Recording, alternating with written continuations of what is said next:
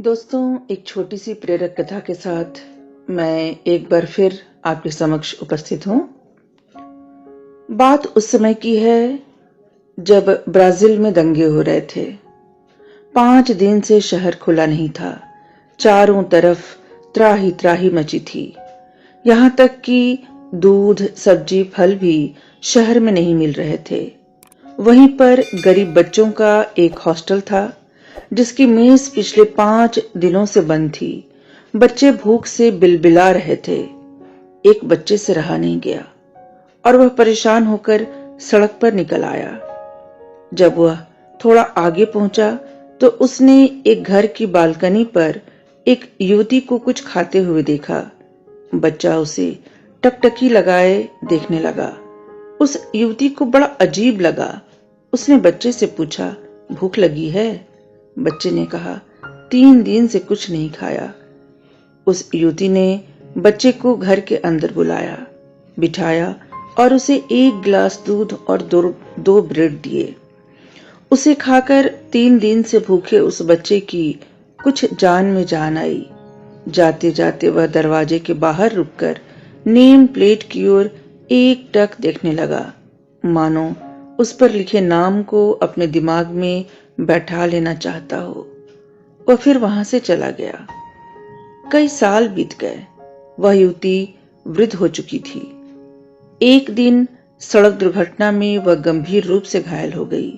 लोगों ने उसे बेहोशी में उठाकर पास ही के केल्विन हॉस्पिटल में पहुंचा दिया और वहां उसका इलाज शुरू हुआ। कुछ दिन बाद उसे होश आया और तब उसे पता चला कि वह अस्पताल में है।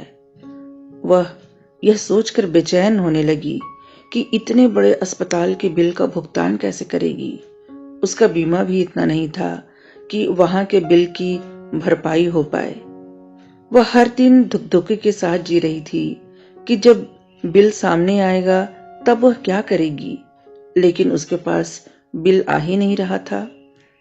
डिस्चार्ज के दिन वह सबसे ज्यादा घबराई हुई थी।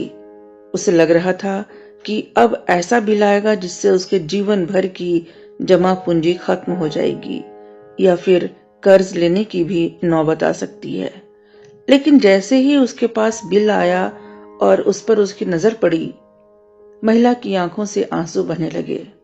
उस पर लिखा था, bill fully cleared, 1 glass of milk and 2 slices of bread, thank you. Bill को 2-3 बार पढ़ने के बाद भी उसे कुछ समझ में नहीं आया। पूछे जाने पर नर्स ने इतना ही बताया कि इस हॉस्पिटल के मालिक डॉक्टर केल्विन ने कहा है कि आपके बिल का भुगतान हो गया है। वह महिला डॉक्टर केल्विन से मिलने गई और उनसे इस कृपा का कारण पूछा। डॉक्टर केल्विन ने कहा, आपको शायद याद नहीं होगा, बहुत साल पहले जब दंगे हो रहे थे तब मैं बहुत छोटा था। उस समय मुझे लगा था कि मैं भूख से मर जाऊंगा। कहीं कोई मदद करने को तैयार नहीं था।